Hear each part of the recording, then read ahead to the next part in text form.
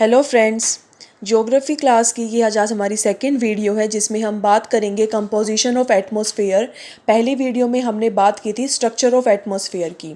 तो आइए जानते हैं कंपोजिशन क्या क्या है एटमॉस्फेयर का। तो हमारा atmosphere gases, water vapours, dust particle और पार्टिकुलेट मैटर से मिलकर बना है।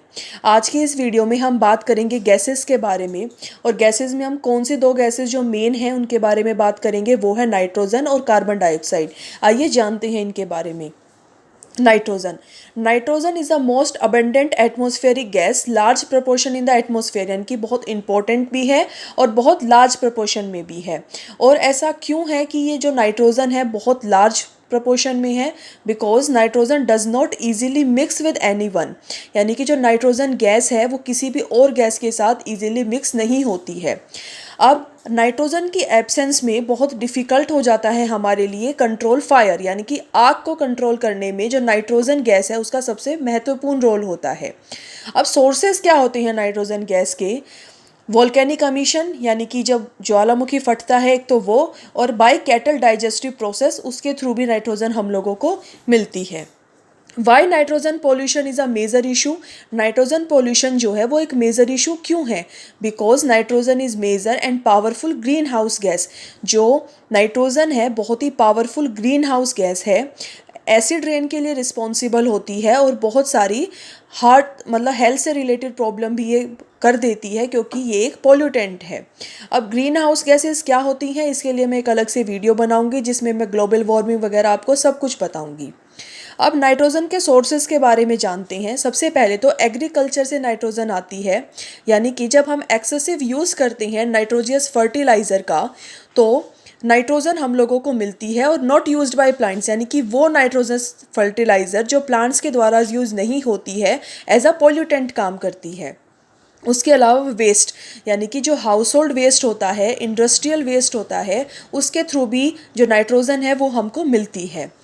बर्निंग ऑफ फॉसल फ्यूल्स, जब हम फॉसल फ्यूल्स को जलाते हैं इन बोथ इंडस्ट्रीज़ में भी और एज वेल एज ट्रांसपोर्टेशन में भी, ऑटोमोबाइल सेक्टर में भी, तो ये भी क्या करती है, नाइट्रोजन का एक सोर्स होती है।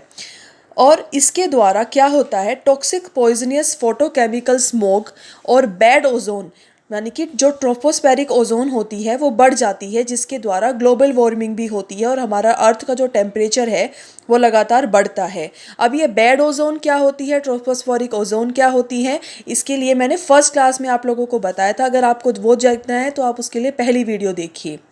अब नाइट्रोजन के जो सोर्सेज हैं, नाइट्रोजन जो हमारे एटमॉस्फेयर में बढ़ जाती है उसके अफेक्ट्स क्या क्या पड़ते हैं।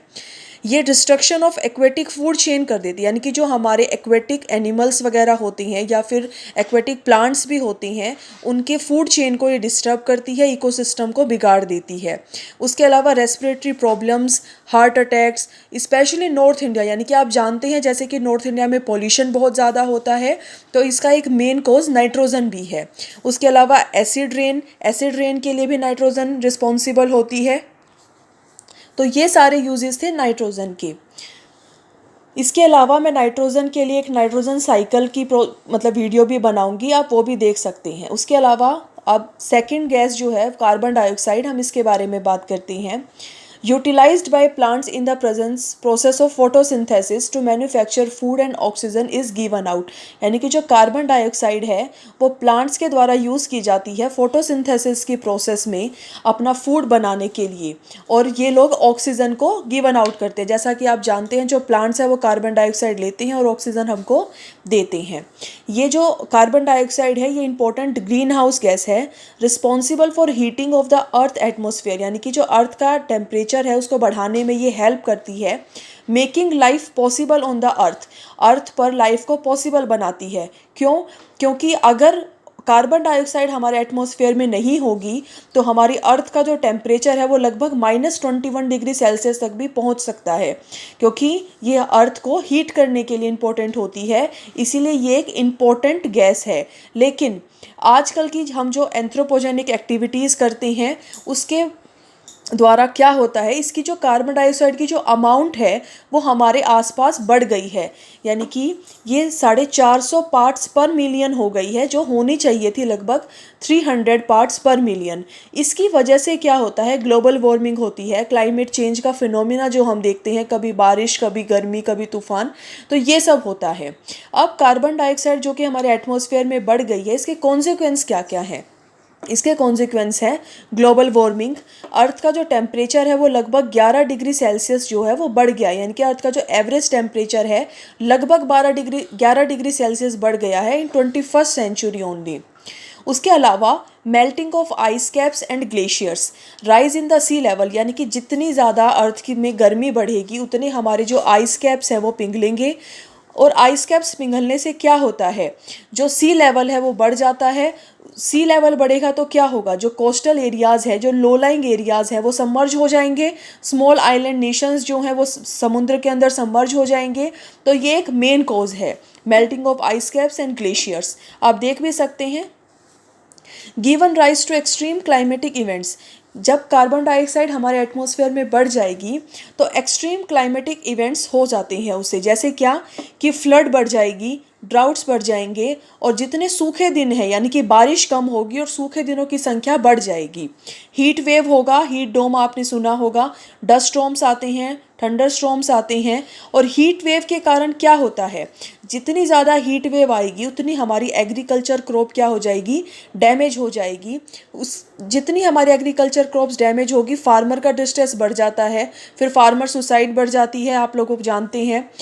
जब फसल ही अच्छी नहीं होगी तो फूड इन्फ्लेशन होगा, खाना महंगा हो जाएगा, फूड की शॉर्टेज हो जाएगी, और जितनी फूड की शॉर्टेज होगी उससे क्या होगा, हंगर बढ़ जाएगा, यानी कि भूखमरी हमारे देश में बढ़ जाएगी। तो ये सब होता कैसे है, ये सब कार्बन डाइऑक्साइड की मात्रा बढ़ने से होता है।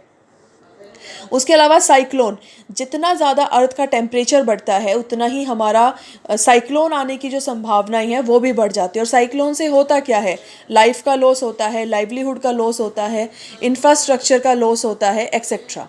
उसके अलावा लॉस ऑफ बायोडाइवर्सिटी भी होता है, यानी कि जो टेरेस्ट्रियल इकोसिस्टम है आजकल वो कार्बन सोर्स बन गया है रेदर देन कार्बन सिंक, यानी कि उसको होना तो चाहिए कार्बन सिंक, लेकिन वो बढ़ क्या गया है, कार्बन सोर्स। देखिए मैं आपको इसके बारे में बताती हूँ। कार्बन सिंक का मतलब ये होता है कि कार्बन जितना धरती के अंदर जा रहा है उससे कम बाहर आ रहा है, उसको हम लोग बोलते हैं कार्बन सिंक। जितना जितना आ रहा है उतना ही जा रहा है, तो ये न्यूट्रल रहता है, इसको हम लोग बोलते हैं कार्बन न्यूट्रल। लेकिन कार्बन सोर्स क्या होता है कि आ तो कम रहा है और जा ज़्यादा रहा है हमारे एटमॉस्फेयर के अंदर, तो इसको हम लोग बोलते हैं कार्बन सोर्स।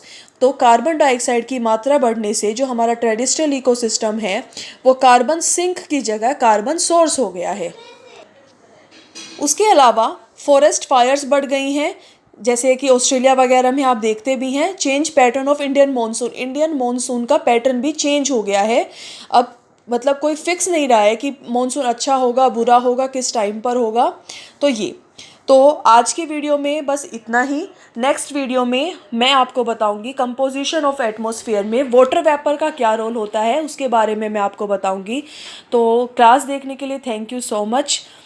प्लीज़ मेरे चैनल को सब्सक्राइब कीजिए, वीडियो को लाइक कीजिए और जितना ज़्यादा हो सके शेयर कीजिए। Thank you so much.